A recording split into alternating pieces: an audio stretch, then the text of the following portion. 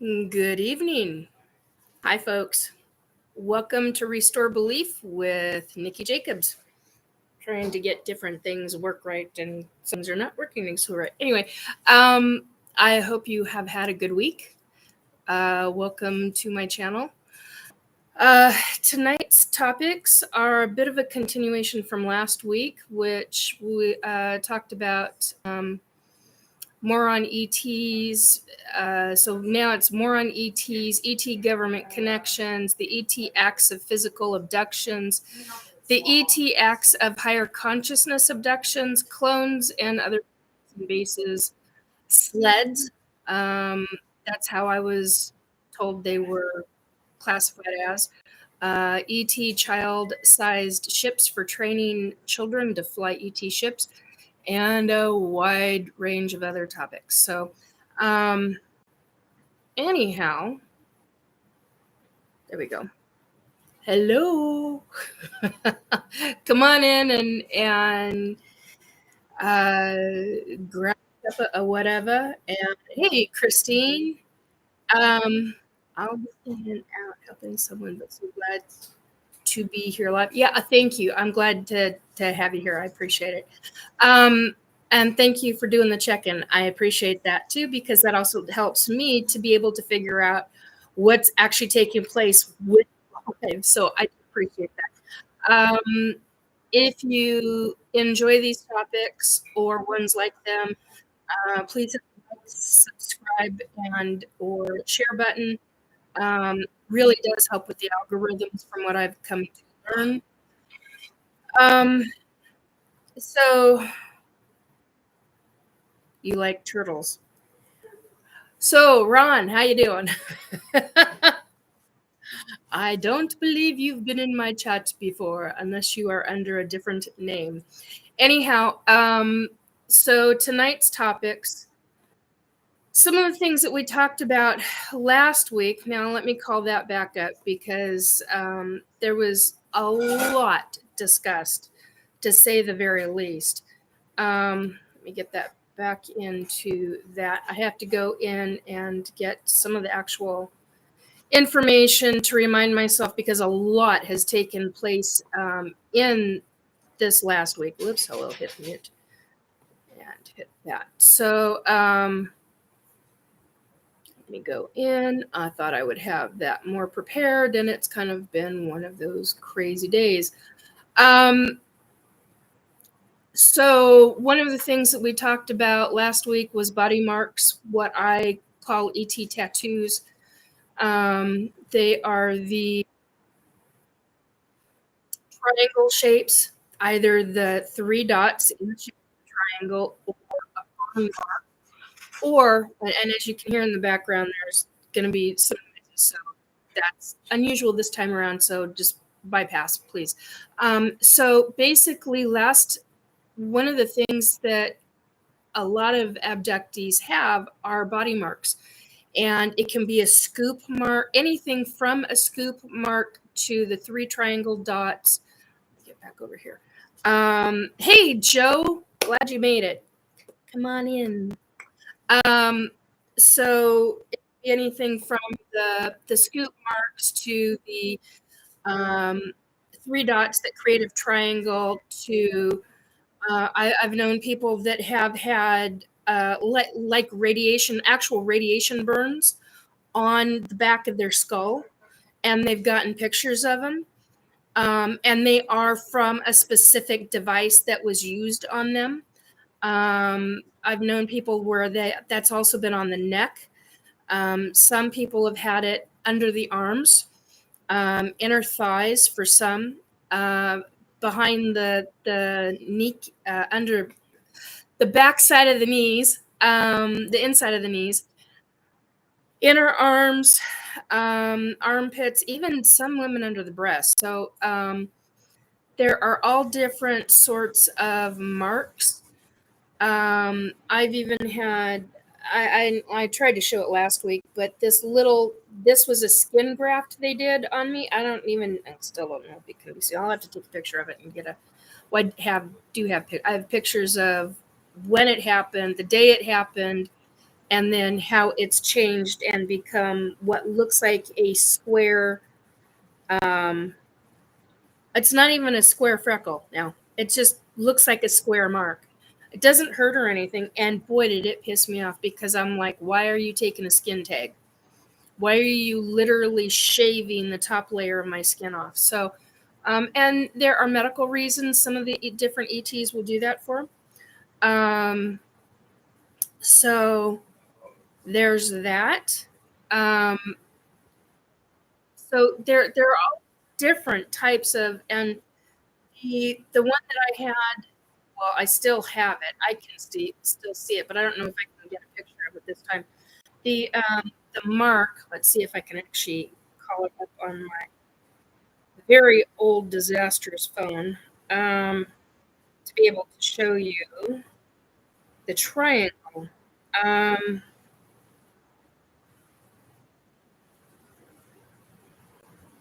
no, that's the lump they made on my arm. I am looking for a triangle. Here we go.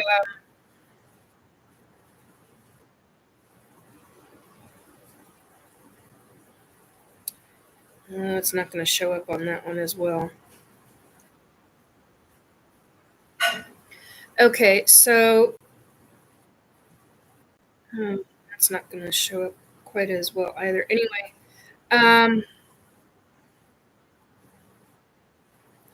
okay, let's see if you can actually see this. Somebody let me know in chat if you're going to actually be able to see this or not. You might have to enlarge it. Come on, up, up, up, up. Nope. There we go. It's an actual. Let's see, come on. I don't know if that's viewable, but it actually is a triangle. There we go. Let's try this way.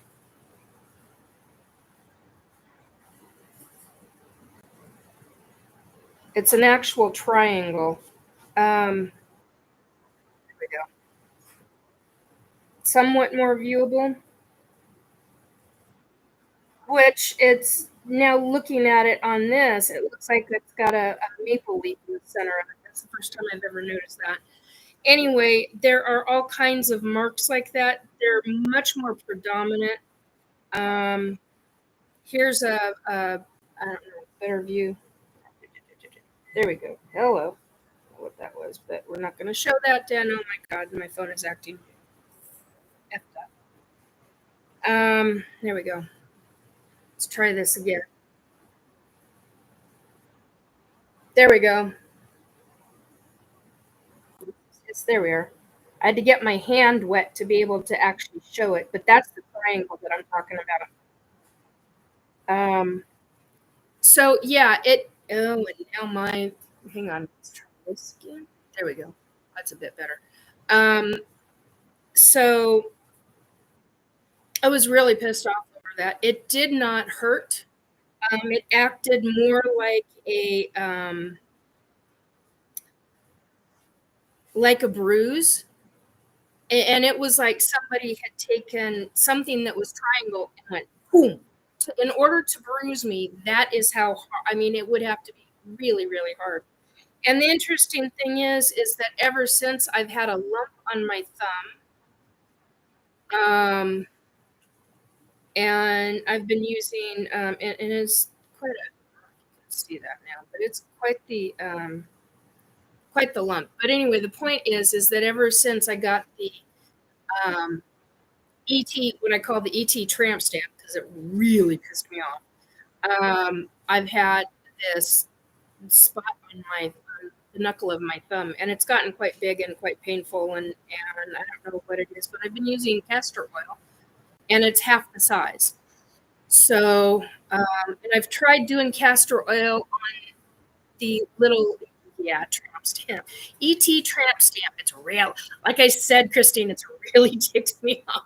For me to use that phrase, that's not normal for me. So anyway, but I tried using castor oil for the lump on the thumb, and it's half the size.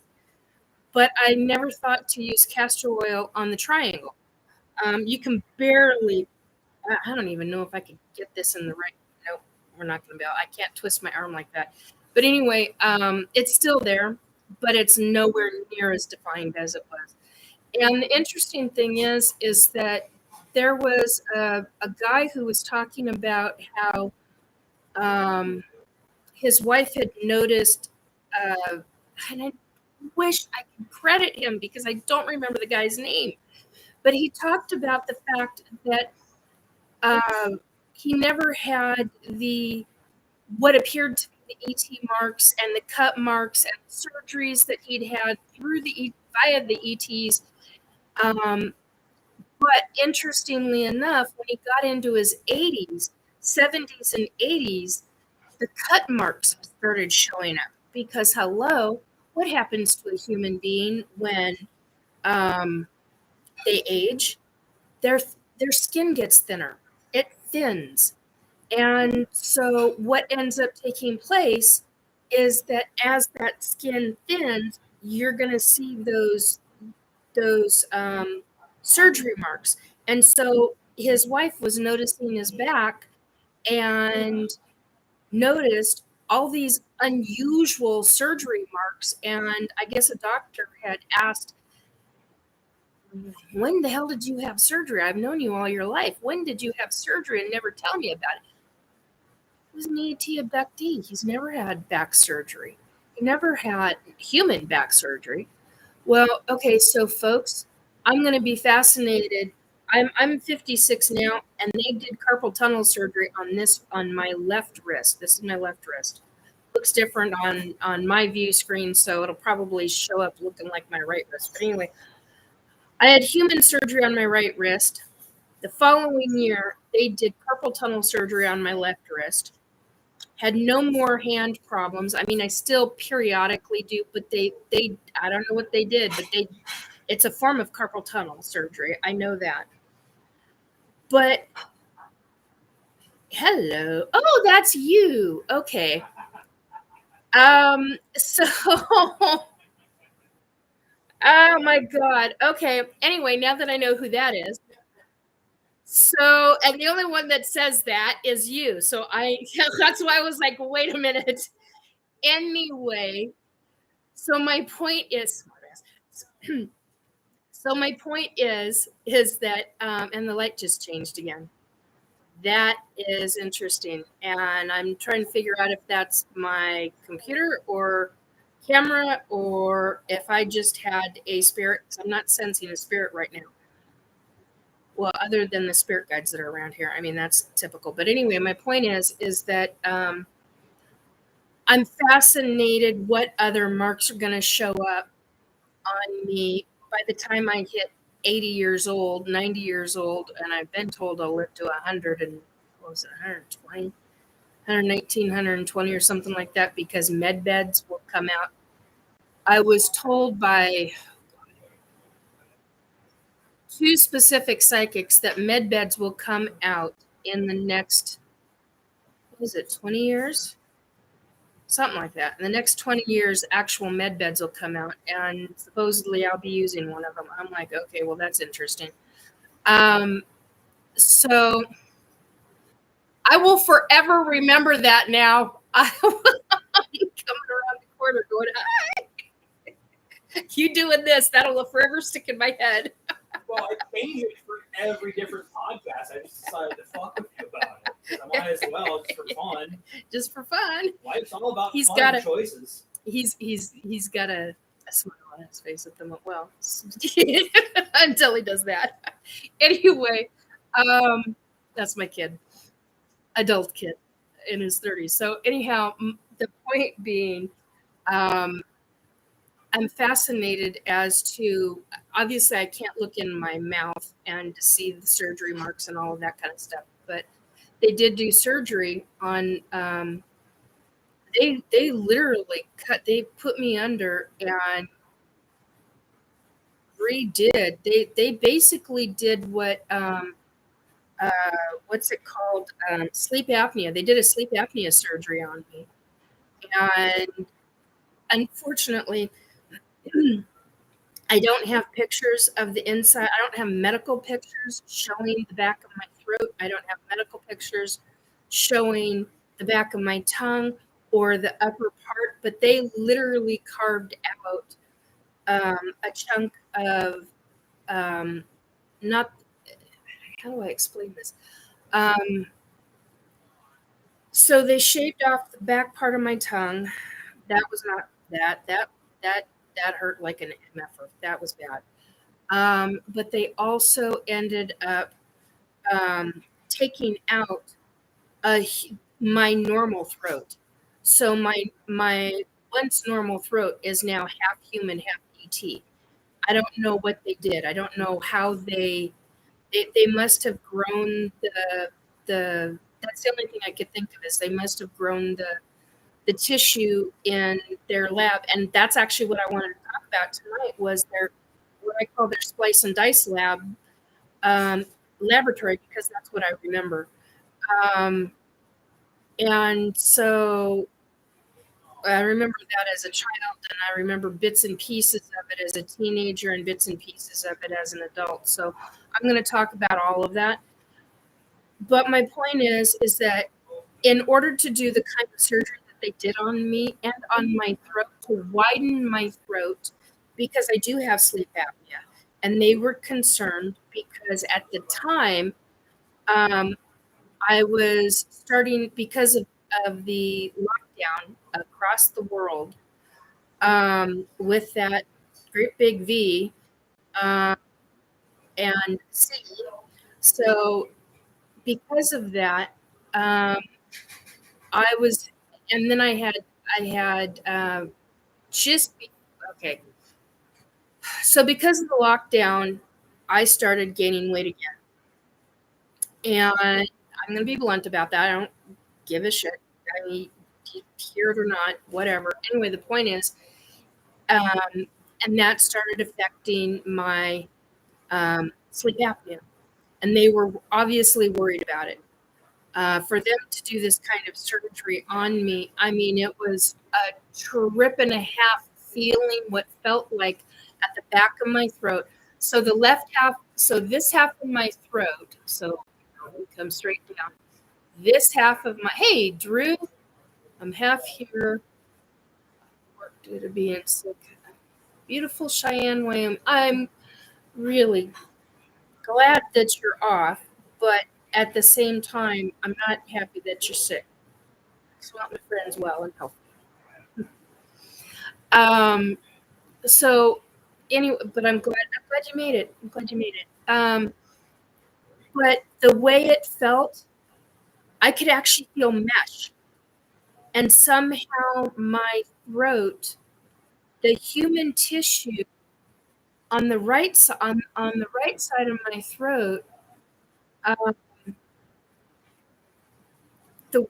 don't know how they seemed the human tissue with what I call the ET tissue. Now it's just part and parcel to how my throat is. But here's the interest. Okay, so there's a number of factors. I'm trying to. I want to talk about this because I think it is important. There are surgeries that these folks do that will help us as humans. Now, they obviously want me alive for a specific reason. Why, I don't know. I can make a lot of guesses, a lot of educated guesses. But one of the things is that I know that they want me talking about them in many different levels and aspects in a positive light. I also know that there are things, and they know that I've experienced things that are to the detriment of all ETs. Now, I say it that way solely because of the fact that I've been taken by ETs who work with human governments. And that is not okay, in my opinion. That's beside the point. So the good things that they are doing is if they want you alive and well, they will figure out a way for that to happen. Unless it's in your soul contract, because the ones that I work with, or I call it working with now, because There are times I get pissed off at them, and there are times that I love them to pieces because they've done such wonderful things. And I mean, it's a love-hate relationship on my end. But and part of that is because, hello, I'm human. I have emotions. Some of them don't have emotions, and they're not breeding, but they're doing the splicing and dicing to where they end up having. I'm gonna have to do this because I don't have time. They end up doing the splicing and dicing to make us well and healthy. There we go. Okay, there we go. So anyway, the point being is that if we are supposed to be alive and well and healthy, they will figure out a way to make that happen, especially if we have a purpose for them and for us. Now, I know that some of them are very, very legalistic. And the ones that are very legalistic are the ones who will look into the soul contract of the person that they're abducting, and they will start dealing in that regard in well, this person's going to die at this time frame. It's going to be because of this. We are not going to be involved in any aspect of that. That's what they've decided that they want to do. Now, here's where it comes to play. Supposedly, if I really am supposed to be alive for that long, for that length of time, then there is a specific purpose that I'm supposed to be doing, which is fine. I mean, that means that I will get to see my future grandkids and great grandkids, or well, I already psychically know that I will be able to see one, if not two births, not the actual births, but two great grandchildren. But I don't live beyond that. So I do know that oh my God, that's easier. So anyway, it's fascinating to me how all of this plays out. But regarding the throat, when they did the splice and dice for my throat, when they sewed the throat back up, what I felt on the human side, it wasn't sore.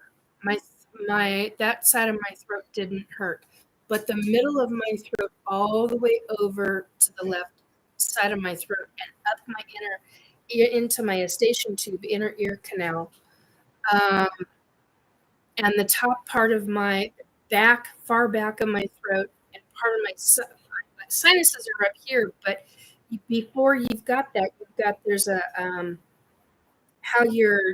there's like an arch. I don't know how else to describe it. Some of that was shaved. So all of that hurt badly when they did that surgery. And I mean, there are certain individuals, and now they're sirens. So it was very, very painful. And they actually ended up staying with me. I had one for sure ET with me that stayed with me to keep an eye on me after they brought me back, because they were very, very specific in, this is what you need to do to take care of yourself. You absolutely cannot eat anything. You absolutely have to drink water. You must be drinking. You must be drinking water. You must be doing different things, icing versus heat, which was interesting to me because that's kind of different than some of our human doctors would deal with or do or even advise. But I knew that when I was laying in my bed after they brought me back, after I'd gone to the bed, because I've got a loved one who makes a statement to me because I literally stated to them, well, they don't like it when you piss or when you shit on the ship. So they they lovingly, to get me to laugh, they lovingly make a very good statement about it. And typically when I come back from an abduction, I have to go to the bathroom right away. It's something about the actual pressure from the ship, going from the ship, hitting regular air pressure, and then coming down. My ears are affected, my sinuses are affected, the back of my throat is affected, and the rest of my body is affected, but those are the main things that really, really affect everything. And so for the surgery, yeah, everything, and just exactly what Christine says, everything has to evacuate the body naturally. Yes, very much so. Finally, sorry guys. I'd be, where's your toilet, please? Yeah, you don't get that option, dear. I wish you did, but you don't get that option. At least I don't ever remember being allowed that option. So when I come back, I'm like, gotta run to the toilet, gotta pee, man. So it seriously affects the body. And when I made the realization that that was what was taking place, it's a huge deal. So when I got up, they literally escorted me to the bathroom. I had one on each side of me, walking me to the bathroom. Did my business, wash hands, and they were like, we don't want you to drink anything for like essentially the next 6 to 12 hours. And I was like, I'm too out of it to do anything. So I got back into bed. I crawled back into bed and I crashed out for about another 12, 13, 14 hours, something like that. And then when I got up, and I knew that one of the ETs was still there, I could feel them. And I don't typically feel them when they're around all the time when they're around because they're very, very freaking good. But apparently they wanted me to know that they were keeping close tabs on me and my body and how I was doing. And when I got up, I remember hearing and having the sensation that one of them was still with me. Don't have a clue as what they did while I was asleep. That kind of creeps me out a bit, but I can't go there. If I go there, I seriously start to lose it. But I just know that they were there. And I got told, because I was more alert and more awake, I got told the things that I could have, things that I could not eat, what I should be doing for my throat, and how to take care of my throat. And there were two people that I called. One of them was Robert White. Most of you know who he is.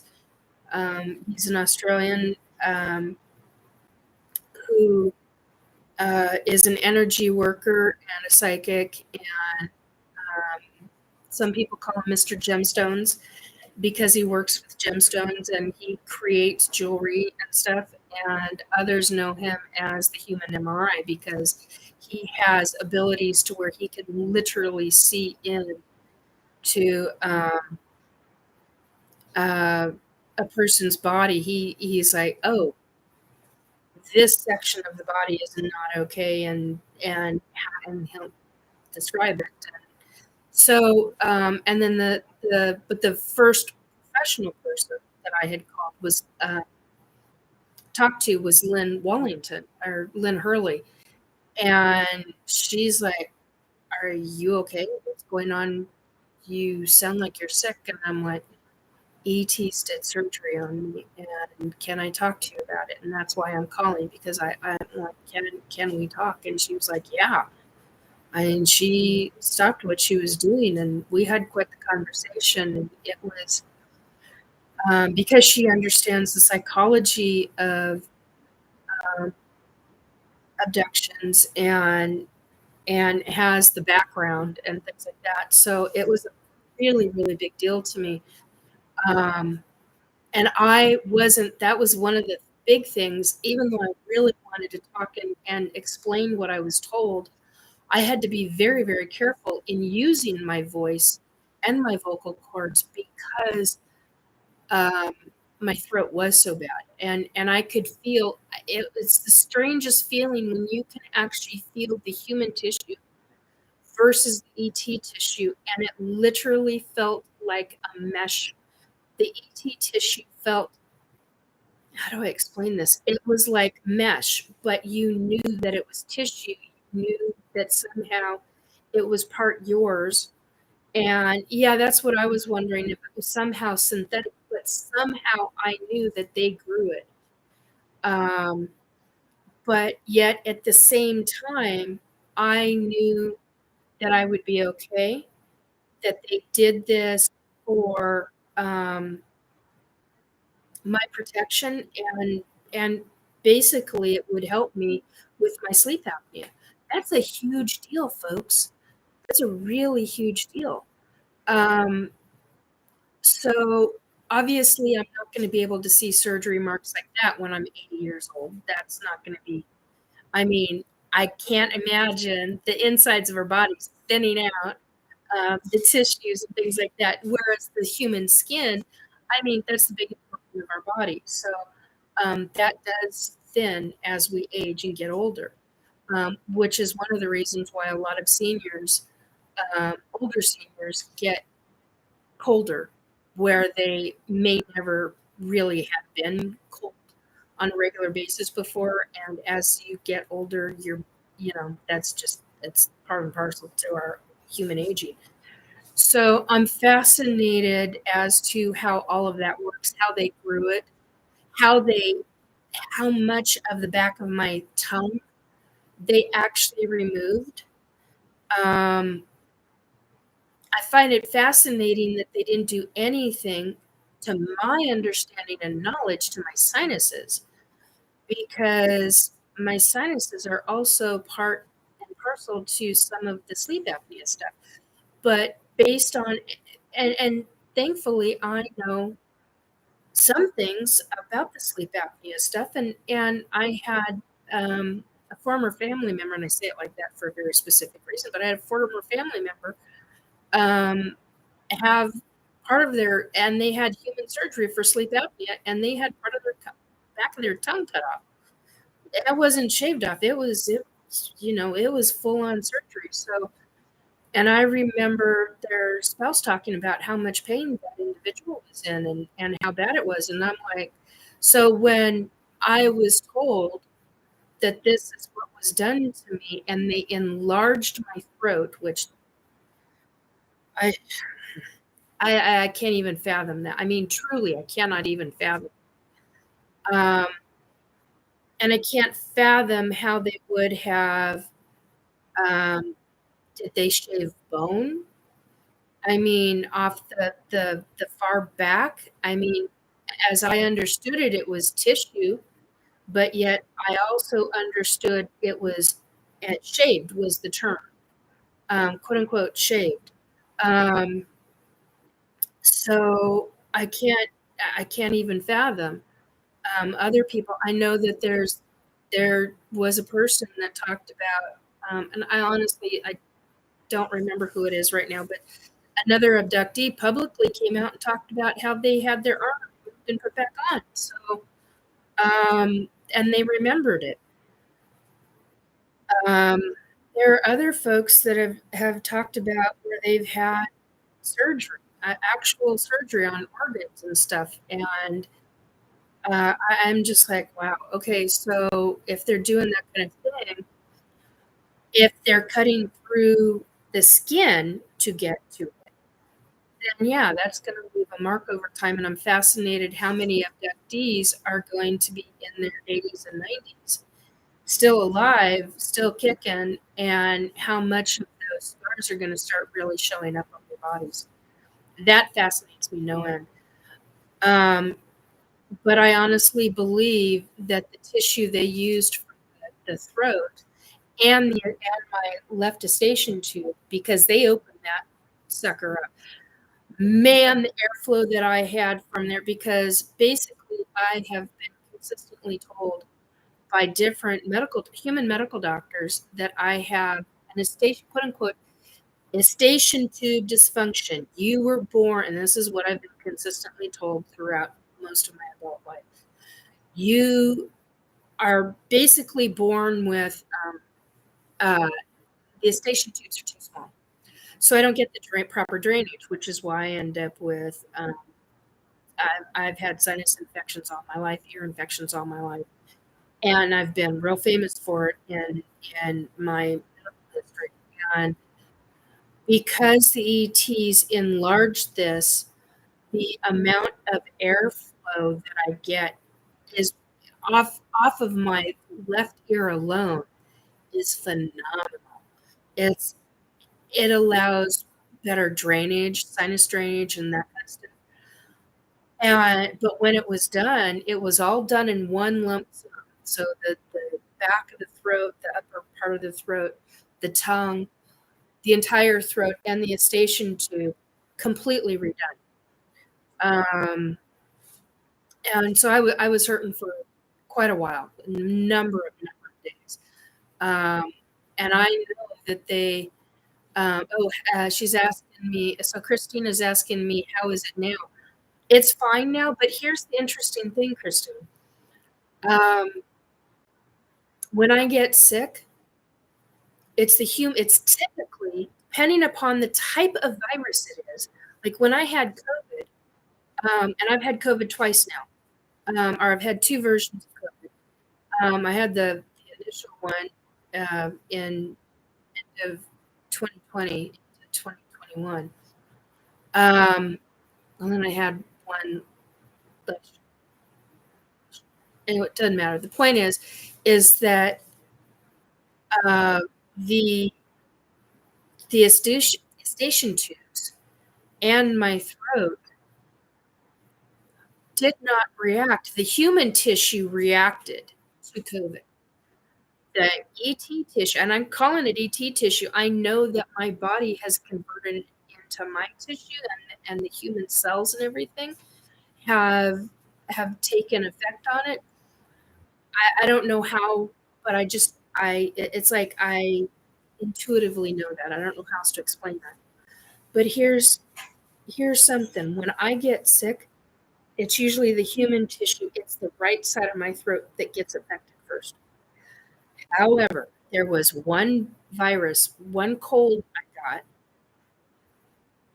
that affected the left side first.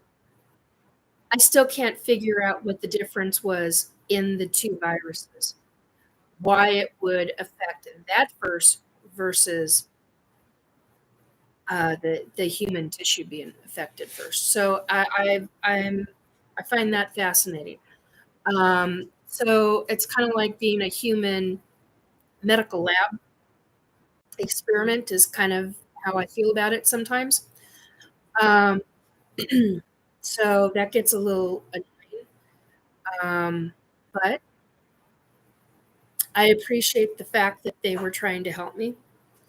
I appreciate the fact that since the early 1990s, they have kind of done these little whispers in my ear saying, hey,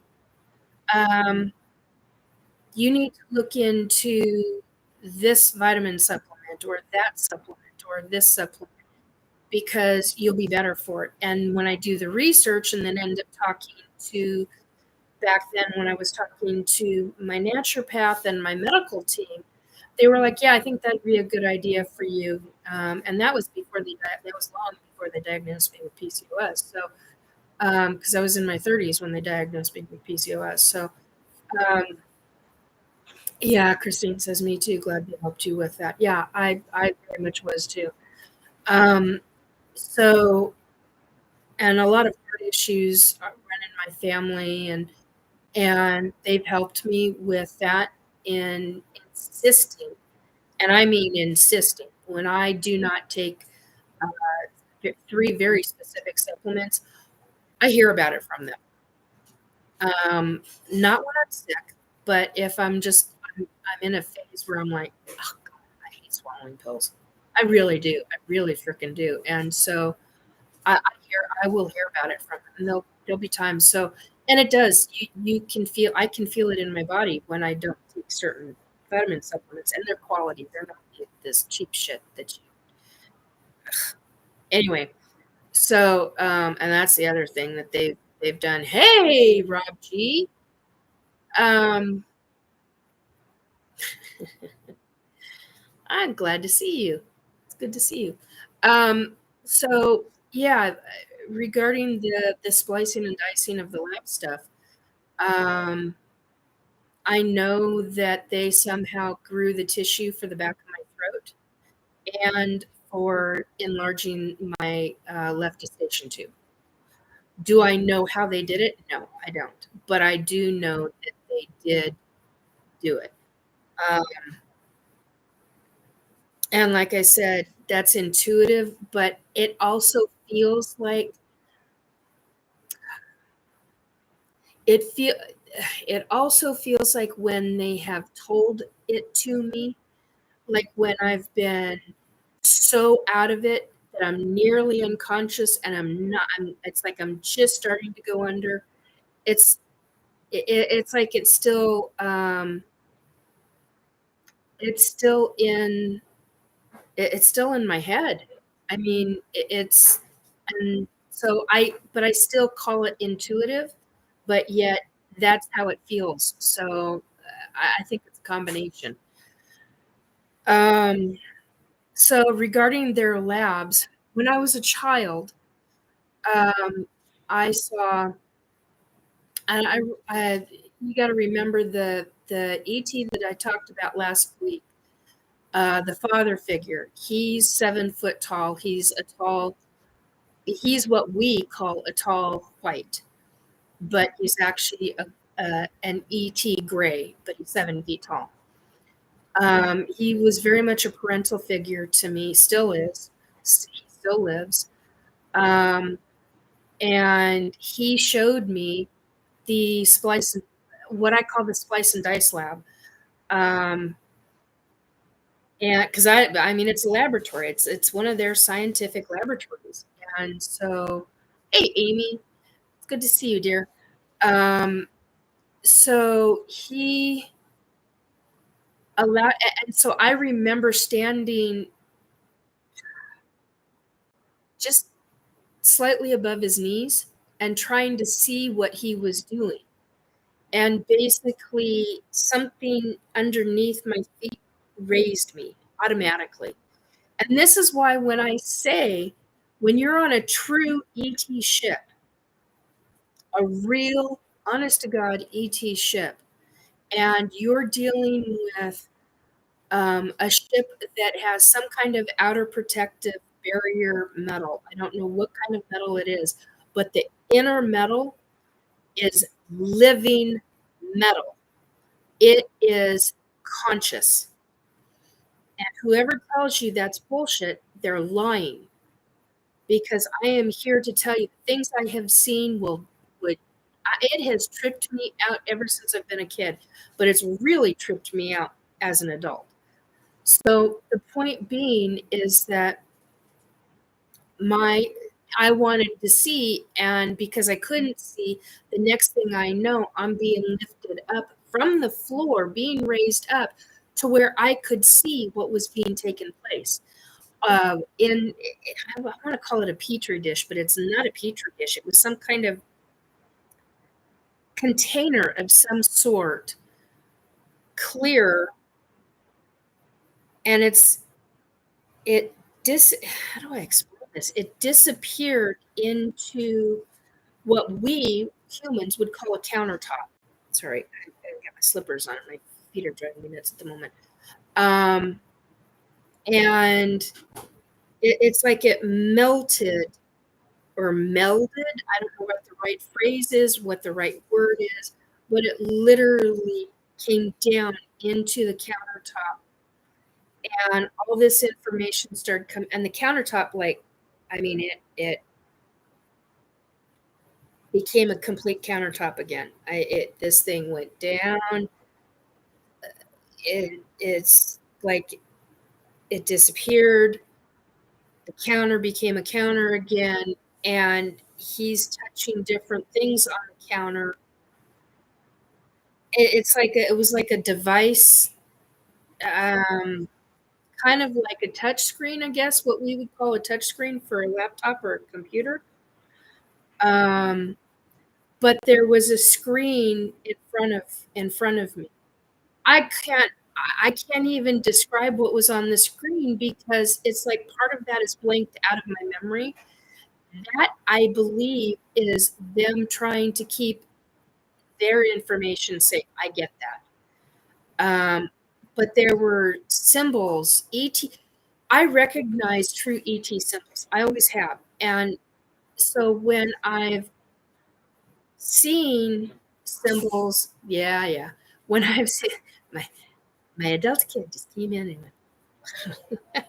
and anyway, so when I've seen real ET symbols, I call it out, and um, it it's amazing to me how many things people try to pass off as ET symbology, and it's not, and it's very frustrating to me. And it's because I've been around ET symbology all my life, all my life. And it's the same. Excuse you. It's the same way with ET light languages.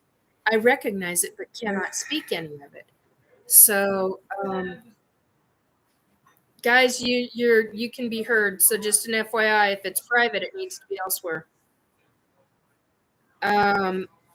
So basically, there's regarding the platform that I was on, and that the table or the countertop that I was actually on, it literally, I mean, I don't know exactly how it worked. I just know that this is what was happening. This is what was taking place around me.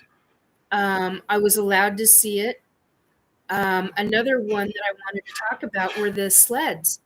Before I forget, because I have body memories of going through and these sleds, being in these sled type areas and controlling ships. And that's part of training. That is part of childhood training. They don't typically do it as an adult, they have you do it as a kid. So I find that fascinating in why that's done. I think it's training for what your potential is or what they see your potential to be. It's also part of them testing you, how fast you are, how much memory you can retain. One of the things that I realized in one of the, I'm trying to be careful how I phrase this.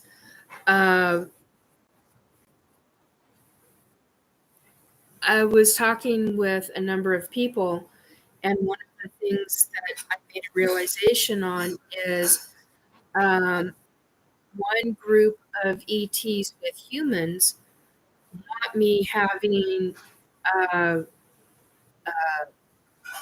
eidetic memory, photographic memory, and the other wants using it for nefarious purposes. And others, the tall white ET, and the Arcturians, who are a form of a blue tall white. I don't know how else to describe them, but that's essentially it in a nutshell. Only the difference between the tall white, he doesn't have hair. None of them have hair, the ones that I've seen. The Arcturians, who are a blue, form of a blue green, a sea foam green, and a sky blue, a pale sky blue color with Caucasian skin. So it's like anytime they, uh, upset is not the right word, but anytime there's a specific energy frequency, they go blue or they go green. typically when they're around and they're comfortable with you, they're a Caucasian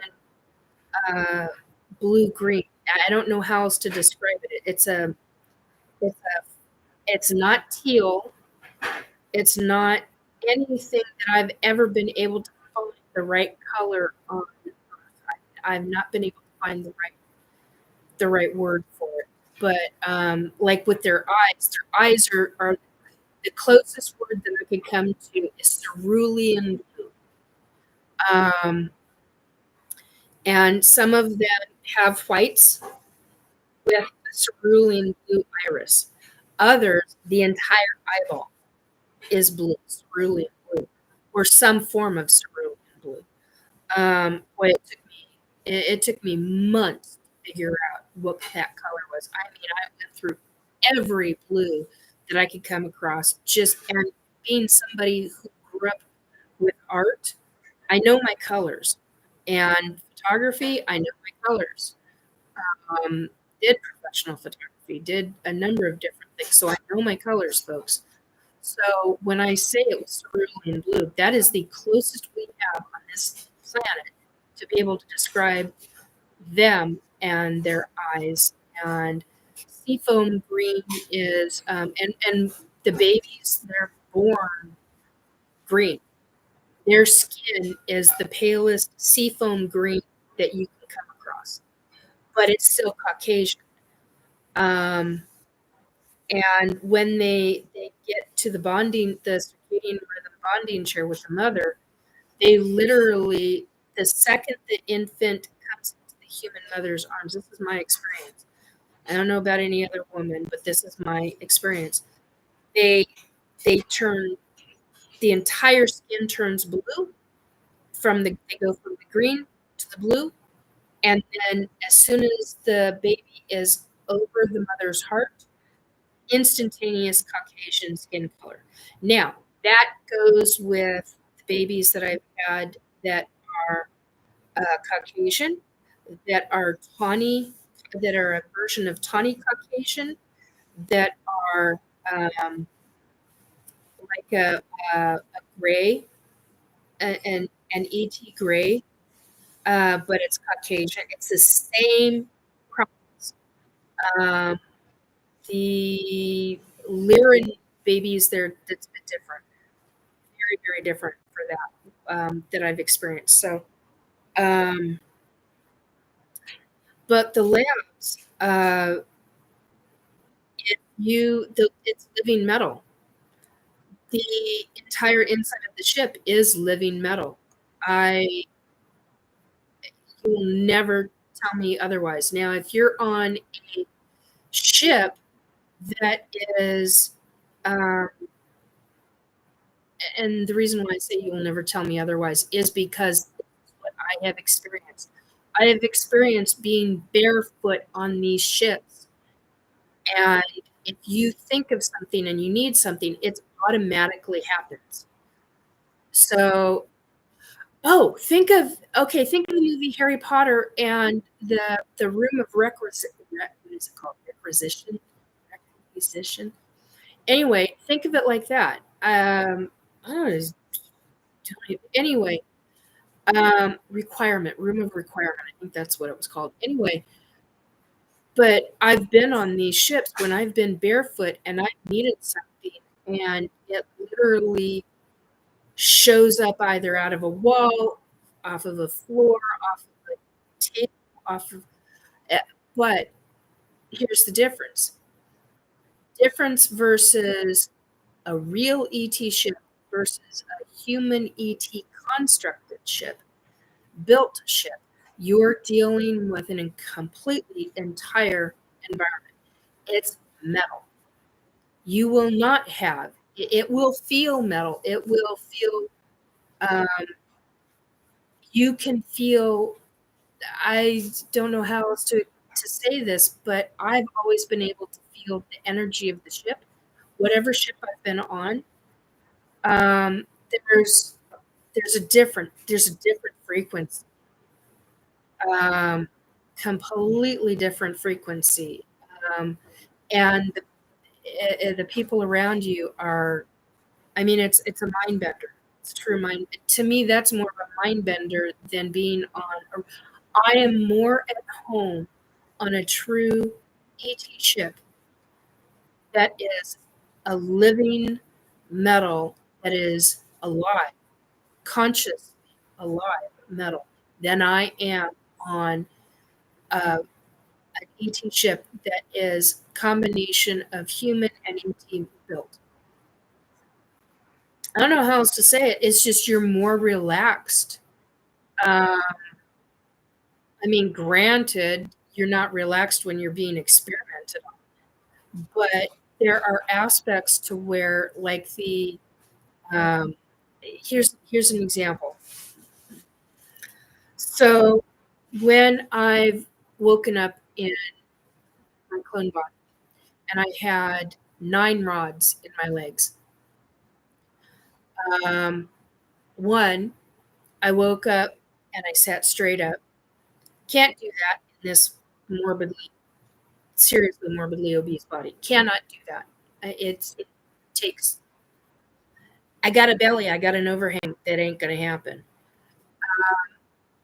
And in my clone body, in all 3 of my clone bodies, I am. I'm large, but I'm svelte. I'm muscle, and my body. I can do things. And when I woke up in that body and I saw those rods, metal rods sticking out of me, and I could feel the metal under my, and I was butt naked. I was pissed when I woke up. Really, really pissed when I woke up and I saw those rods sticking out of me. Well, they were doing something, and it was a combination of ET and human. You could feel the metal. It felt like stainless steel. Or surgical steel, or whatever you want to call it. That's what it felt like. It was cold. It was metallic. You do not have that when you're on a real ET ship, a living metal, consciously alive metal ship. You do not have that. You don't have that. It's not that. It's not that ice cold sensation feeling. It's like, how do you explain this? It's like it melds with you. I don't know. And because you're on one of those um, living metal devices, all of your I can't think of what it's medically called. Come on, folks, help me out here. When you say you're hooked up to IVs, or you've got blood pressure cuffs and you've got oxygen saturation thingies on your fingers, and I can't think of all of that. Anyway, you're no, it's not the infusions, but it's everything is being vitals. That's the word. Thank you, Christine. Um, God, something so simple, and yet, and it's just because I've had a couple. I've had 36 hours worth of oh my God kind of stuff. So that makes perfect sense to me. Anyway, thank you, Christian. Very much appreciated. Yeah, the because it's living conscious metal, it literally is the one that is doing all your vitals. And it does up to their screens, so that they can see it. It's completely different ballgame than being on a ship where you've got humans and ETs who are working combined together. Completely different ballgame. And wow, something's going on here. Okay. So, yeah, I mean, it's a heck of a mind bender. But the ones that take me that have been doing the part of the hybridization program, they're with the Arcturians. ARR, ARCT, Urian, URIANS, Arcturians. And they work with tall whites. They work with, boy, they work with a number of them. They work with the Lyrans. I've seen them. The Lyrans are feline, different versions of feline races. Hello. What is this? So there's a lot of different races that they actually work with. So you've got to stay consistent. Okay, I don't need to know that. You've got to stay consistent with writing your notes. Keep a journal. If you believe you're an abductee, start writing a journal. These things, it'll all start coming together after a year's worth of, it'll really, if you're a regular abductee, like once a week, a couple times a week, or even just simply a couple times a month, and you're being forced to forget because they are master manipulators of the brain, a hell of a lot better than the humans are. Humans use drugs and other things, but they also use a number of things that the ETs have taught them, certain ETs have taught them. There are certain aspects of the tall whites who work with, and I say aspects because I don't know what group, but there are certain aspects of the tall whites who work with humans, human governments, in a detrimental way. There are certain factions of the tall whites who absolutely do not want anything to do with that. So that's why I get very upset and very frustrated with people when they say they lump all ETs as bad or all ETs as good and light and prosper and that. Bullshit. They're flat out lying. There are so many or they don't have a freaking clue. Or here's the other aspect of it. That is part of their process. So when I was first coming out and really talking about this publicly,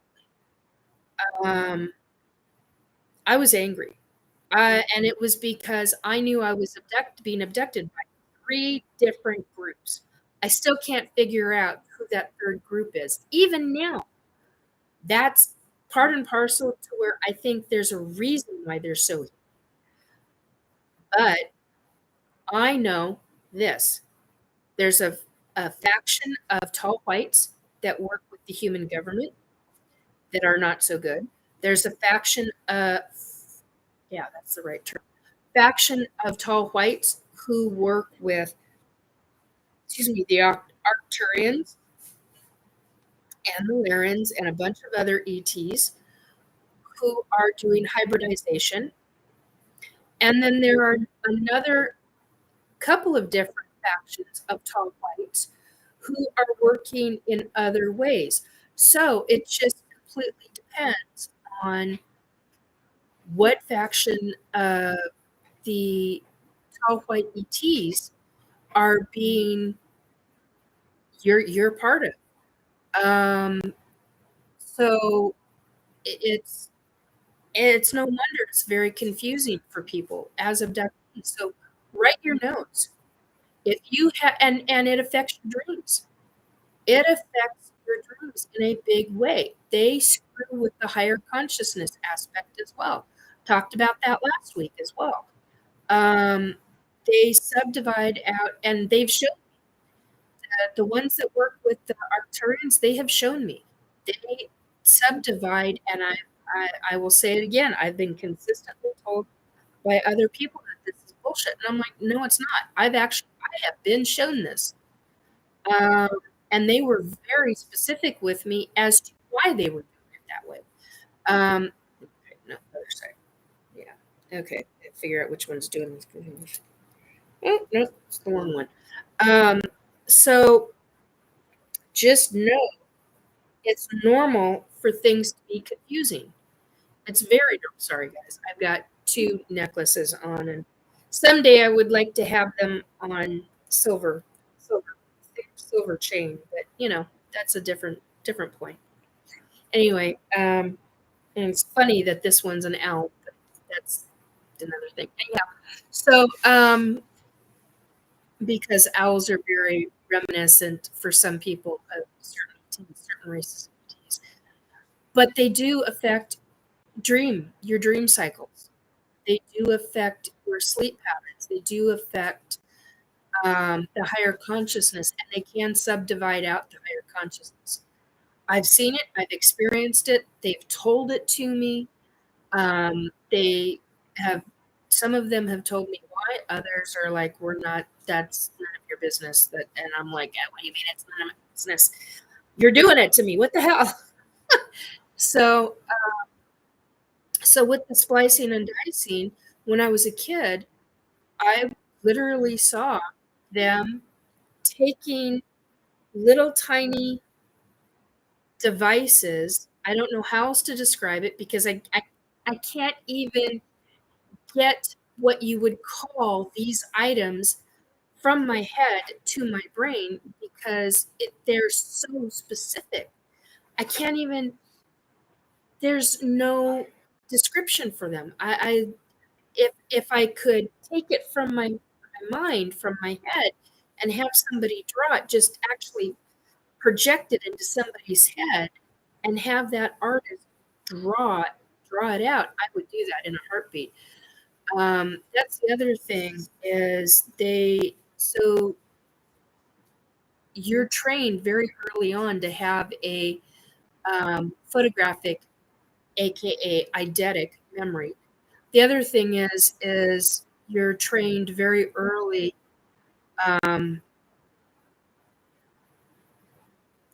Wow. Okay, I just got told not to say that. You're trained very early on to do a lot of different things. I will say that. And it gets very interesting as to why. And it does affect your day-to-day life.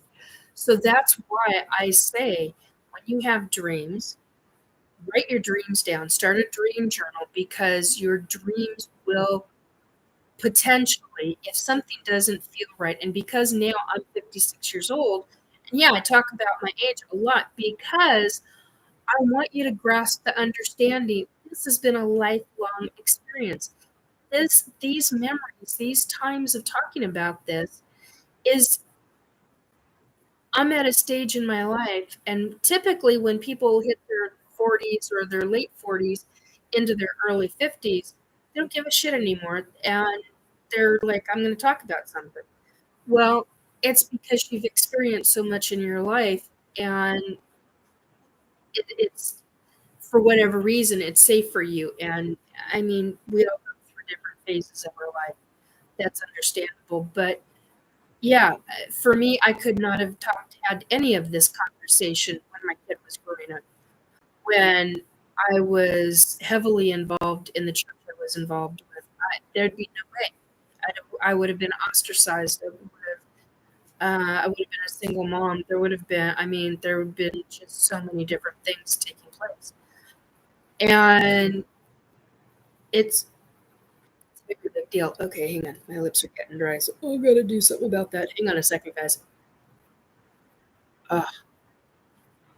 Much better. Okay, so anyway, point being is that start writing. My point earlier was that with the dream journals and with time, over the course of time, you will start making recognizations, realizations about what happens in your dreams, how your brain is actually processing things. That's a big deal. That's a really big deal. The other thing is if you are not remembering your dreams, start focusing. You can actually make it to where you can retrain your brain in how to remember. And that's a big deal. That's another really big deal. So it all boils down to retraining your brain, um, taking the negative and putting positive in it instead. And it really does take effect. I've retrained my brain after being targeted by the government U.S. government, I might add, that after the energy weapon times that I've experienced, I'm now back to not having thoughts running through my head again because of their bullshit. Because they're trying to affect my brain, and so that I would forget about the book. No, I don't forget about the book. It's locked away. I got taught and trained by one of their very own, who was the best in the business regarding certain things, and very well known for it. And they wanted him coming back to do stuff. And for me to even say that publicly is a big man getting me into trouble. But it's a big deal. He, in combination with other people that I knew as a teenager, all of them taught me how to lock my memories down and lock certain things that I wanted locked down. And thank God for that, because it's literally saved my brain. After I got targeted, I couldn't. My thoughts were like running wild again. And the ETs, different races, have trained me since childhood to weed out those thoughts and to work on how do you say this?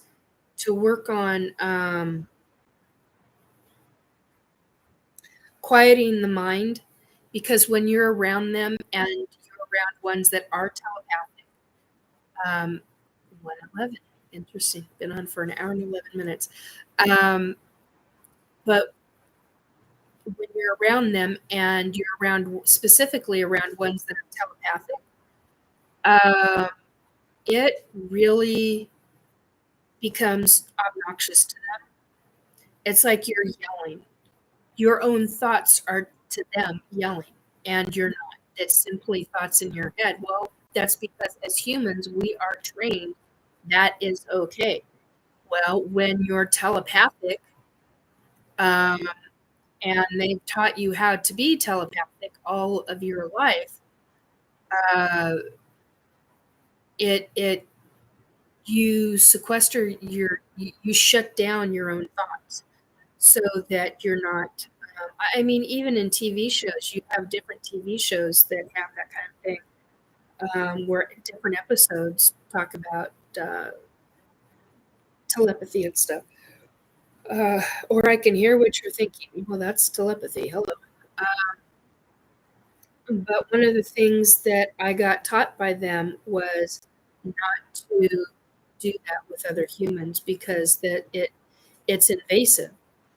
And so from early childhood, I've been trained not to be that way with other humans unless it's permission. And that's why I get really angry about different aspects of like the psychic warfare or the psychic attacks or the dream, because there are ways that governments are doing, and I know this, I've experienced this firsthand, that the U.S. government has a program, and I quite honestly believe that Russia, China, and Japan, and possibly, I don't know for sure on Canada, but I know that the governments that I mentioned, they've got some kind of program, but it's the U.S. government program that I got nailed with until they started realizing that they could access certain things from my memories. They got some things, but they don't have anything on the book. I think they do, but they don't. And it's kind of pissed them off. And so, because it's locked down, and basically it boils down to training. Um, and when you're dealing with psychics who are going,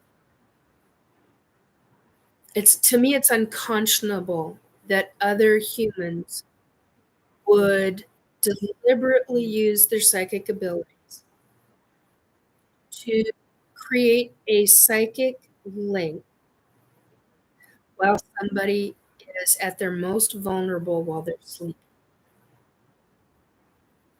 And I know for me, it's fact. It has happened to me for a number of years. And I may not have names, but I've got faces implanted in my head. Well, I call it implanted because they are like etched in my brain as to how they look, their body size, the way they walk, how they speak, their voices. All of that are still in my head. They're in my memories because of what they've tried to do with me. And when that didn't work, I got energy weapons directed at not just me, at my entire household. So to try to make me stupid, shall we say, and have all kinds of health problems, and it didn't work. So I've retrained my brain in my own way. Yeah, do weapons, direct energy weapons. It's a specific form of frequency they use, a specific form of energy weapon, and I actually know where it was coming from and who ordered it. I'm not going to say any more on that part of it because I could really get myself into some very, very serious trouble with it. But the point being is that this is being done. It's unconscionable that these countries are doing these forms of surveillance. Are they doing these forms of attack to gain information? Very insidious ways of information. I'm not okay with it. And that's why I've talked about it goes from government to corporate America and into huge, gigantic conglomerate agencies. And those agencies, certain aspects of that really, in my opinion, needs to be shut down because how it's being used is absolutely horrific. It's unacceptable in my mind that, and in my way of thinking of how it's being done. It's deplorable behavior. And they honestly, I don't understand how they can live at night, how they can sleep at night, and how they can get up and think that they haven't done anything to people when they actually have. It's unconscionable what they're doing. So I'm completely against that. I totally against that. But yeah, so that is taking place. But regarding the going back into the ETs and being raised around, and it is being raised. You're raised around ETs. You're essentially growing up around these ETs.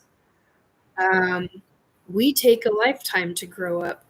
They've scientifically, in their own sciences, have made it so that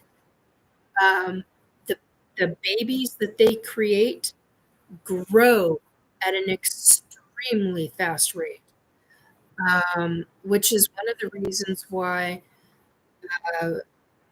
now, in the last 10 years, they will take a baby at 3 months from the host mother. I used to say, and this is also another part of my process. I used to say that being a host mother was like having a parasite in you, but it's not. It's a baby. It's a living baby with your genetics, and that those genetics are also mixed with some other race of ET or a combination of races of ETs, and they have the abilities one of the things that I was told in the last 10 years is that they have the ability to take out human emotions, or put back in. My last hybrid child had emotions that were put back in, and I talked about that. It's just astounding to me. And it was one of the reasons why I was allowed to maintain that relationship with that child, who is very much an adult now. I mean, even though biologically he's 4 years old, by the time they're literally 6 months alive, they're full grown adult. They're a hybrid adult. I mean, it's beyond imagination to me. It's beyond consciousness to me that they can grow that fast. I mean, I didn't recognize, I physically did not recognize, I visually did not recognize my own hybrid children. I recognized them from their heart and from their souls and from their energy, their own frequency. That's how I recognized my adult living hybrid children. I recognize them that way because I do not recognize them physically. It's that big of a deal. They grow up that fast. So, and yes, there are times when this specific group of ETs, excuse me, when the genetics haven't been right, and they have babies who are born with very significant disabilities. They have what we would call nursemaids for those children throughout, and that nursemaid stays with that child throughout that child's life, however long they live. I can't even fathom what it's like for those nursemaids because they become that attached. Because the ETs that I know, they are with the infants until the infants look like they're about 4 or 5 years old. And then they shift, they get a different nursemaid, a different caregiver that stays with them. And then they go, and this is a very short amount of time, folks. So their sciences and their genetics are so fast that it's almost incomprehensible to make the realization. And I have talked about this in the past. You can go back into some of my previous, probably from a year and a half ago, live broadcasts, because I have talked about this. But the genetics for them, they are so advanced that these infants are literally, by the end of a month, are the size of an adult or the size of a teenager. It depends on what race they have crossbred them or cross genetically engineered them. It's mind-boggling to me. And it wasn't that way when I had my first one. Yeah, Drew just says, yeah, you got a few. Yeah, I do. I've been told that I've got 26 hybrid children, and then last year I was told that I actually have 28. I don't remember all of my children. I literally consciously do not remember all of them. I remember about 10 of them. And I gotta say, I miss every single one of them. My oldest is 42 now, I think. Somebody else do the math. I'm 56. They got me ET pregnant at age 13. I had the first one. They removed the first one at 14 when I was 14. So at the end of uh, the year that I was 13 years old, because I was born in 68, February of 68. And at the end of uh, the year, I was pregnant. And shortly after my 14th birthday is when they removed that infant. And I was a virgin. Biologically, I was a virgin back then. So they they set up the female body to start having these children very young. They grow with you, and you'll probably never know that you're pregnant. Um, I mean, at I was having periods at 9 years old, um, and by the time I was 13 or 14, I was having extreme periods, and so there's no way, um, and then all the sensations and feelings that I was going through back then, they were, oh, well, you must have ovarian cyst. No, I was ET pregnant, bastard. Um, so I now understand certain things. Um, certain things make a lot more sense to me now. Yeah, I do have PCOS, and I do have periodically, from time to time, have a ring of pearls, which is what is known as in the PCOS, polycystic ovarian syndrome, which is typical for somebody with PCOS, but that wasn't typical for me. What's typical for me is every so often my body will produce one very, very, very large ovarian cyst. And I'm known for, if I produce a cyst, they're typically very large. The largest I ever had one was the size of a pink grapefruit. And that one exploded on, that one ruptured. So that was in 1989. It was extremely painful, 88 or 89. Um, so, um, and I now know, being 56 years old, I now know my body produces a cyst. I immediately know it. And I've had a doctor tell me, you don't have a cyst. And I'm like, no, we need to do a transvaginal ultrasound. And let's get this done. And sure enough, there's a cyst, and it's so many millimeters or centimeters or whatever. And yep.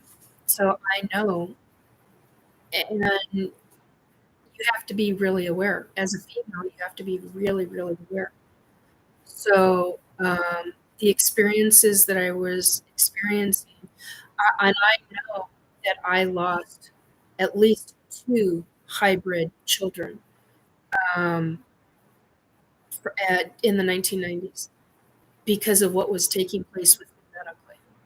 I can prove it in my medical records. Um, so there are things like that that you have to pay attention. And yeah, most pregnancies will show up, um, if it is an ET pregnant. Yeah, it will show up on one of those pee sticks. But I wouldn't. I mean, those damn things are so expensive. I wouldn't be doing it all the time. But anyway, the point is that most of the time you're not going to really know. One of the ways that I know is because every one of those babies are telepathic. They're literally they're telepathic with you. Well, think about this, folks. The ladies who are in these programs, even specifically the ladies, I'm not going to talk about the men right now, but specifically the women, get this. There's human scientific evidence to where it's talked about very openly. Studies have been done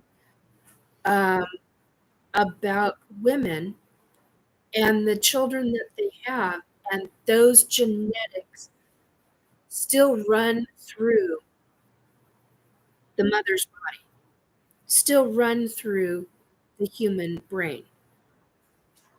So it's also now scientifically talked about, where when you're having male-female sex and you have ejaculate in you, that goes in and affects the female body. Those genes run throughout the body. Look into it. Do your own research into this. When I made the realization of what this truly meant, it's a big effing deal, folks. Think about this. So if you're ET pregnant, those genetics are now running in your body. They're now roaming through your brain. They're now parcel to what's protecting you. So anytime, doesn't matter what race of ET, okay, so that's what that's. It doesn't matter what race of ET, those genetics are now running through you, because that input, that seed, that zygote, whatever, however you want to pronounce it, was implanted in you. And when that's implanted in you and it takes a hold, because I've actually passed zygotes. Thank God I've recognized what they were. That's a whole subject. But anyway, and yeah, I did. This is going to be gross, but when I made the realization, I have taken pictures of zygotes in the toilet, because I'm like, what the? And so that's evidence. If you could scoop that, it's really gross to talk about, but if you could scoop that out, I mean, there's your genetic evidence right there. But because you basically had good God, Nikki, a miscarriage. You basically had a miscarriage, and your body will react as such. Well, there's a specific reason why your body, as a human, rejects a zygote that's been implanted in embryo. It turns into a zygote. Anyway, the point is that I'm not pronouncing it, but anyway, so the ones that come to term for me were 3 and 4 months. When I was a teenager, they were not. They were a lot longer than that. They were a lot longer than that. But even back in the 80s, because that's when I was a teenager, I was a teenager back in the 80s, early 80s. The thing of it is that those infants, they grow very quickly, depending upon the race of ET that it's crossbred with, or spliced and diced with. Genetics are spliced and diced with. Sorry, I've got it. That's driving me nuts. So for things like a Lyran ET that is spliced and diced, the genetics are spliced and diced with a human, they're going to grow faster, much faster. So they will take the ETs will take the infants sooner. There's a couple of races that I know that I've had, and of ET that I don't even know how to express this. I don't even know if I want to express it.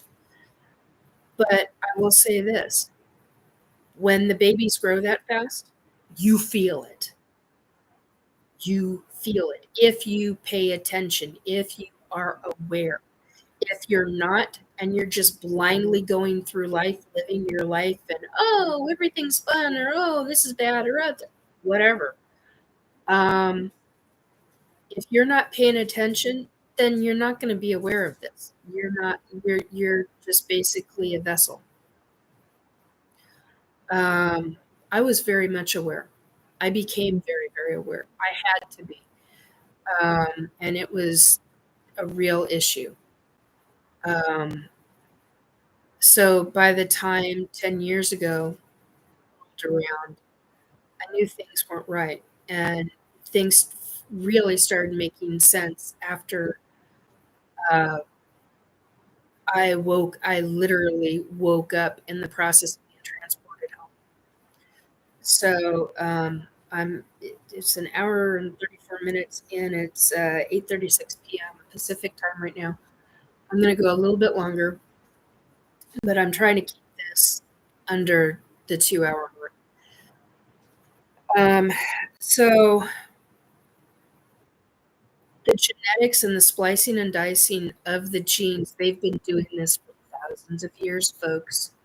Keep that in mind. That's why one of the reasons why these infants grow so fast and grow so quickly.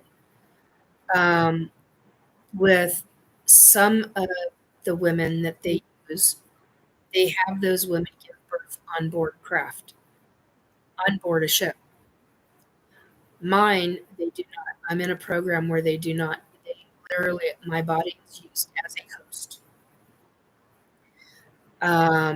And I have a baby that is taken for 3 to 4 months from time of implantation. Well, it's not fertilization because they do the fertilization on board ship and the genetics and in the lab, and then they either hold on to the. This is what I know. They either hold on to that fertilized egg and somehow hold on to it until the time is right physically for you. The other thing I know is they do everybody at once. So you're not alone. So when you're taken as a female, you're typically one of hundreds of women who are taken at that day or around that specific time frame. If they're over a certain section of the city, they'll be taking from throughout that city. Think about this, folks. Think about how scheduled this is. Because when I was having hybrids, it's seasonal. It's literal, and I've talked about this before. It is seasonal. There's a season for me, and I'm in a program to where I was taken between October and December. That's the implantation time. And the removal of the infant was at the end of February into the middle of April. That's the season that's the time frame. So, and they reconstruct the human female body during the time when you're not pregnant. And if you're already having medical issues, this can be a real big deal. This can be mind-bending, life-altering, and can really F things up big time. So the splice and dice of everything, like I said, they've been doing this for over 1,000 years. So they know the sciences and how to manipulate things and how to get things to work properly.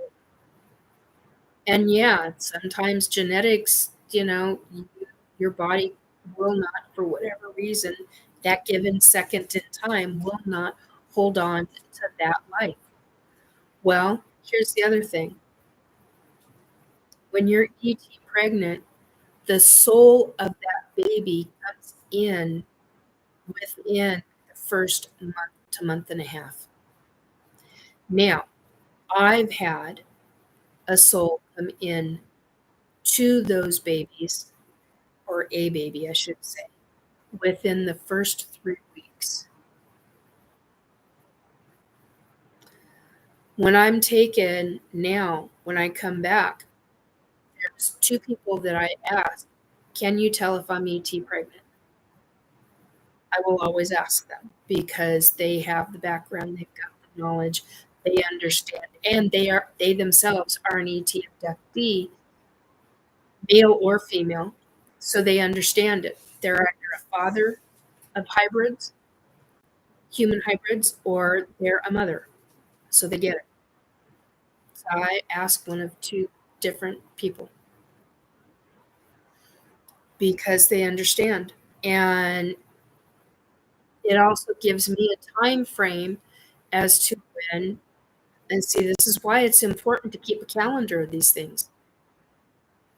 This is how I figured out that this was seasonal, folks.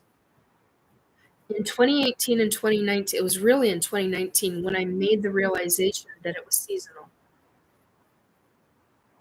It was at the end of 2018 into the beginning of 2019. And when I realized that it was seasonal, it impacted me greatly. And I was able to go back into my own medical history, and go, oh my God, that explains why this happened, and this happened in these months. Hang on a second, guys. This pillow behind my back is not quite right. Ouch. Sorry, folks. So, yeah, I mean, it starts putting things into perspective as to how long things have been taking place for you. And I'm very thankful that I have medical journals. I'm very thankful that I kept things. That those are crucial to an experiencer.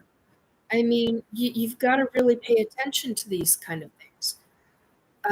Not everybody I'm for whatever reason, it's like I feel like somebody's saying, "Oh, abductee, blah blah." I don't believe every single person on this planet is an abductee. That's bullshit. But those of us who are, you've got to be aware. You've got to pay attention to what's going on with your body. Start making journal notes. Have a couple of journals going. And if you don't want that many going at once, have one journal note, have one spiral journal. I mean, hello. I'm still using, although I'm at the very, very end of it, and I need to create a new, this is mine for right now. This is from March through August. It's this one. I create a cover for these now. And there's a reason I do that. Because it helps remind me that not only this is real, you're not crazy, you're not alone. These are your experiences. And oh, look, you can pinpoint this happened on this date and it jives with this, and this.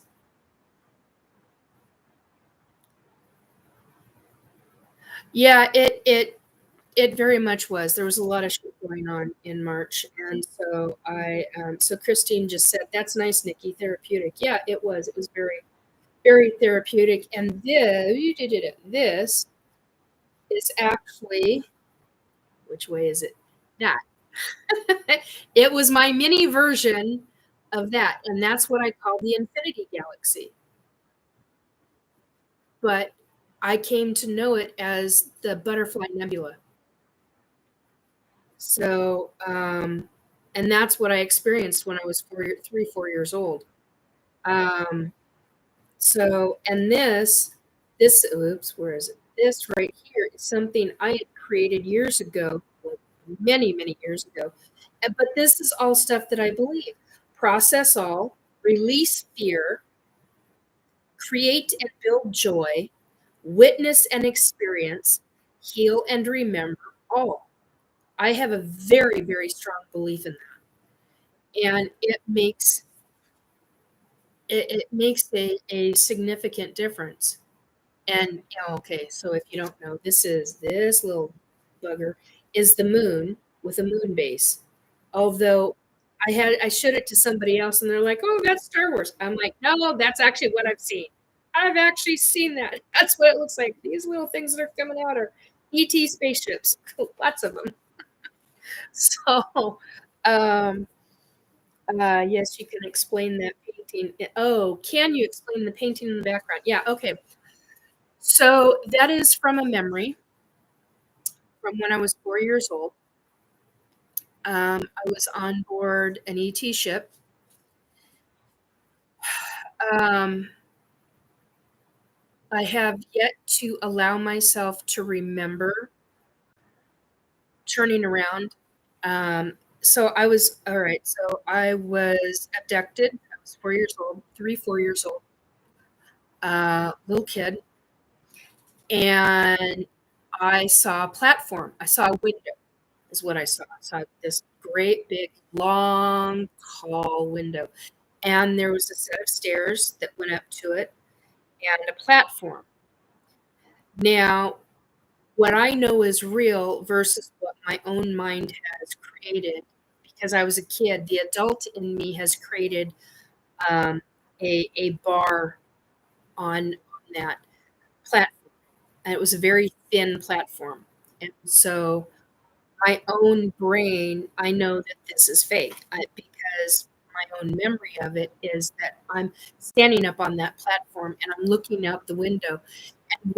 And there were a lot of kids. There were about somewhere between 15 to 20 kids behind me, standing behind me, all around the same age.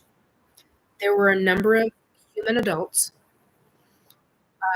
There was one male adult um, who I later have found out that he was about 22, 21, 22 at the time. The person's now in their 70s, late 60s, early 70s now. And they were an abductee, and they were being controlled. They and the other adults, the other human adults, were being controlled by the ETs. And they were dealing with the children. And for whatever reason, I was allowed to walk up the stairs. There was it reminded me of like black. How do I explain this? That platform wasn't there. When I turned around as a little kid, I'm with the group of other kids. When I turned around, 1 minute it was a wall with the window, and you could see out, but it was taller. The window was too tall, and I wanted to be able to see out, and I couldn't. So that was when I'd come into that room with everybody. So a while later, I had turned around, and there was this set of stairs with a platform. And this is one of those things that I talk about where conscious living metal, where it created something soft for my feet because I walked on what I can only describe as rug. It wasn't rug, but it was super. Oh God, it was super soft. It was like it was actually like more like walking on animal fur. Is what it reminded me of. If you've ever had slippers that have had real fur on them, and you've had that underneath your foot, that's what it feels like. It felt like fur, animal fur. It was so soft and so plush, and it was padded, but it had this little stairwell just big enough for a little kid to climb up it. And I remember there being three, but I think there were four stairs. You went up, and there was this platform, and I was standing there looking out, and the ETs knew where I was. Um, but I never saw the platform built. It just literally 1 minute it was not there, and a few minutes later, when I turned around, it was there. And I wanted to stand next to that window. I wanted to look out that window. And that's when I actually, as an adult, I'm gonna start to cry. As an adult, when I literally saw the nursemaids after they had birthed, because that's what it's called being birthed, my hybrid son, before they had brought him out, there were a number of nursemaids with children, some hybrid children. Some children looked like they were 4 years old. Some of them looked like they were 7 years old. Some of them looked like they were young, very young. It's like 11, well, not 11, but 12 and 13 years old. And there were a few kids that actually apparently were thinking about, and that's what I felt. I felt from them that they were thinking that they wanted to run up the staircase. And I, for some reason, hear their thoughts. I could hear it and I could see it. And the next thing I know, I literally am looking at the floor, metamorphing straight up into a set of stairs that come out and over like this. That was me as an adult. That was one of my last hybrid children. That was one of the last things that I remember being on board an ET ship. Well, besides the very last thing that I remember is the throat, but that's beside the point. But the children, that's what I remember. And the kids ran up the stairs. They played on the top stairs. It was like a landing, and then they ran down. They played on the main landing, and then they came down. They were off the stairs, and as soon as they were off the stairs were condensing down, coming back down, and coming back down into the floor. Living, conscious metal. That's what I'm talking about, people. That is what I'm talking about. These kids thought it. That's what they wanted to do. They were going, the ship was going to make sure that they were going to be safe. That's what happened. They were safe. They ran up, they got to play, they got to come down. I saw walls created out of thin air, come up straight out of the ground, create a wall, create like a jungle gym for other kids, and then get put back down. I don't typically talk about that one. I typically talk about the stairs. But there are a number of other things. So here I am as a 4-year-old little kid. One of the thoughts that ran through my head was, I want to look out. I want to be able to go like this and look out the window. Well, when I had turned around again, here's this platform just big enough for a kid my size, not an adult, but a kid my size. There's the stairs, there's the platform. But in my human head, I have, because being an adult, put up this metal barrier to protect the little kid. And I'm like, oh my God. And I know that that's not real. That's my brain trying to comprehend, because hello, you got a 4-year-old little kid on a platform, and hello, and they could easily fall off that platform. So the adult in me is trying to compensate. I get that. It's bullshit, but I get it. It's just part and parcel to there we go. It's just part and parcel to how the human brain works regarding it. So that said, I go up the stairs. I'm standing on the platform, on this black platform that feels like fur, and I'm barefooted, feels like fur underneath my feet. I've never described any of that before, ever, to anybody, in fact. It's the first time I'm even coming out with it. And I'm curious.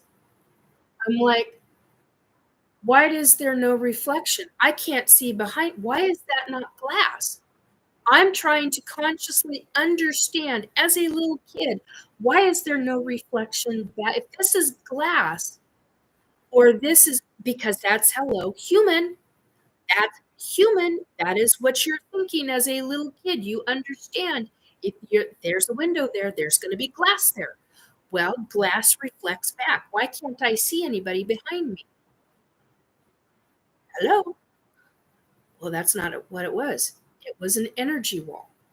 So when I put my hand up like this, well, I'm going to do it over here like this. But when I put my hand up like this, a blue energy went all the way around my hand, all the way from right here, all the way around every single finger. And it buzzed. It had this humming, but I don't know how else to describe it. How else do you describe a sound that you've never heard before or really since? I have heard something similar to it, but nothing compares to that sound. I get into trouble by the ETs. 4 years old, having your hand on an energy barrier that's going zzz, zzz. Well, that's not near even remotely near the sound, but that's representative of it. And it's going zzz, and you're hearing in your head and throughout the group one of the ET controllers. Okay, my back is really starting. One of the ET control. Okay, I need to finish this up because another program's coming on, and I didn't catch that tonight. But one of the ET controllers, I call him a controller because that's what he was, and that's what his energy felt like, was a male. He was actually telling the adult, who I ended up meeting in 2018, face to face. I ended up meeting this individual face to face. Yeah, how do you like them apples? Then I found out later on he was turned into a real shit. And oh my, somebody let in a very big moth into my house. I just saw gigantic moth. It's about that big. Wow. Anyway, so caught me off guard. Anyway, but yeah, so he's being told by the ETs to go get the child off the platform. I'm being told. So not only am I hearing this man being told to get the child, I'm consciously, or not, I'm telepathically being told to remove my hand from the energy barrier. That's what it was called, was an energy barrier. And I'm like, but it's a window. And I remember going from this to this, going, but it's a window. Why is it doing that? And I'm looking at my hands going, how is that? What? And I'm trying to understand, for a human child to try to understand, how is this blue? And then you take your hand and it's no longer there, and you put your hand back and it's there. It's completely surrounded in this blue color. And that blue that's on that painting doesn't even remotely do it justice. It's like it glowed. It's this light color of blue, but it was almost iridescent. It had this glow factor to it. It had white around the outside of the edge of the blue. It was an energy barrier window. It's basically what it was. And where we were being taken throughout the galaxy.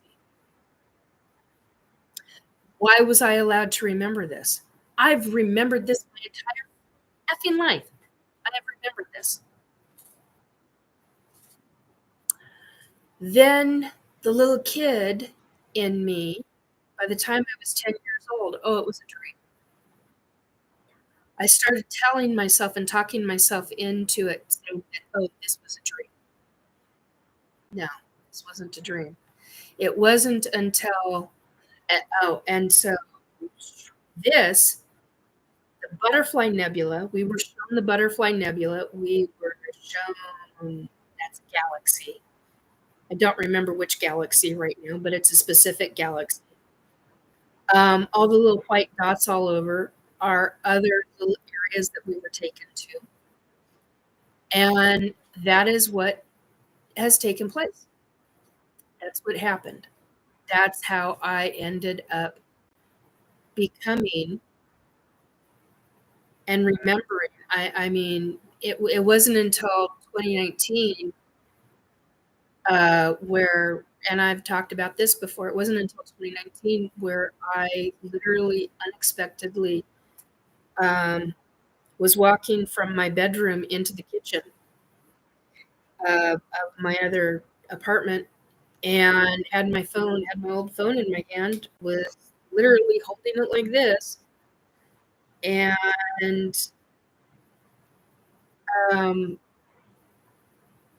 the Butterfly Nebula came up on Facebook on my newsfeed, and I had a glass in my right hand. I had my phone in my left hand, so it was like this. It was like this, and I'm walking in to the counter, into the kitchen, and towards the counter, and thank God the counter was nearby, because the second I saw that, I literally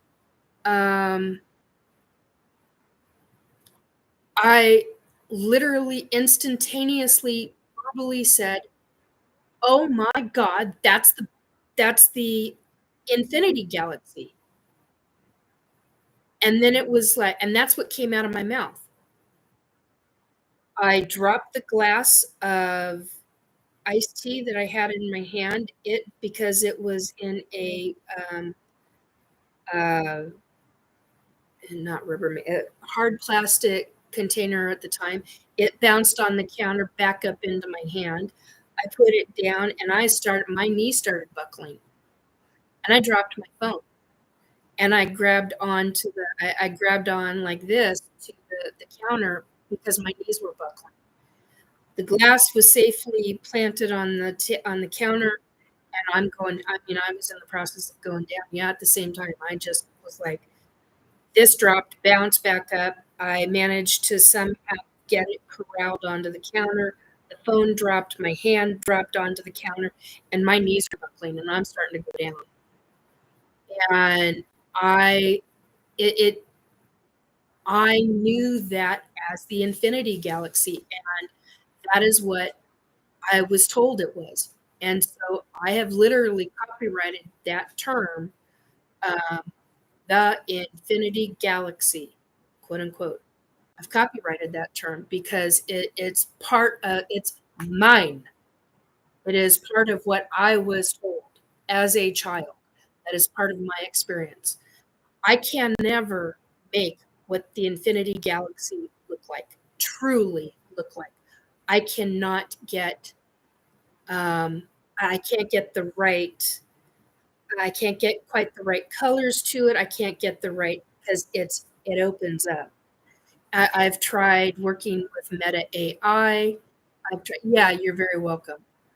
And the other program is on, so I'm going to end here. But that's where this painting comes from. I had to get this out of my head, and the only way that I could describe or make it look like was to make it look like a silver metal at the top and bottom, to make it even remotely look like a window. But that's how that painting became a painting. But yeah, all of us kids, we were taken out into the galaxy and shown, and I wanted to see. I was one of those inquisitive kids, and all the other kids weren't allowed to be there. Because as soon as I got removed, I got into big trouble. I got into big trouble for it was fine if I stood there. It was not okay to stand there and have your hands up against the barrier, the protective barrier. So, let's see. So Amy says, so you had the Butterfly Nebula and the moon in the same view like this? No, I didn't have the moon. I had, there was a galaxy off. There was a galaxy off to my right, way off in the distance. We had just come from there. There were so many nebulas that I have seen. To this day, I still, excuse me, to this day, I still have different nebulas in my head that I've never seen from NASA or from, what is it called, the James Webb Telescope images. I've never seen them. I've never seen the things, and I would love to see them.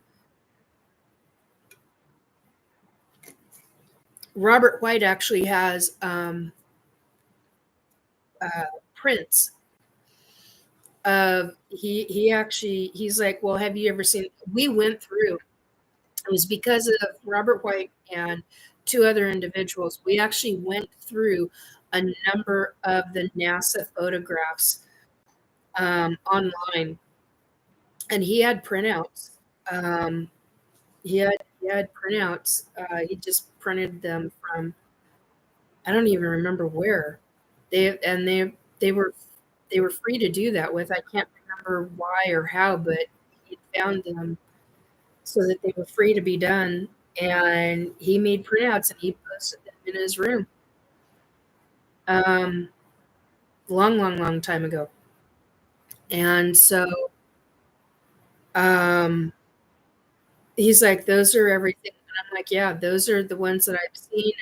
And then there, and we flew by planets, but those are so minuscule in my memory. But it's fascinating to me. It's truly fascinating how all of this comes into play. But that is the Butterfly Nebula. It's got a very specific number after it that NASA has on it. The little thing there is one of the galaxies that I saw. There were so many, and I would be absolutely shocked and surprised and amazed if those other kids were not allowed to remember that. Hi, otherworldly wanderer. How are you? Hurting at the moment. My back is starting to bother me, but doing good in grand scheme of things. I hope you're doing well. I'm actually just at the beginning of ending this, so I'll have to watch the replay. But yeah, it's a fascinating series of conversations when it comes to all of these, and that's why I put this painting back up. That's why I've got a what do they call this? A quote unquote wall tapestry, super really flimsy fabric, cheap fabric, and I think this one was $13.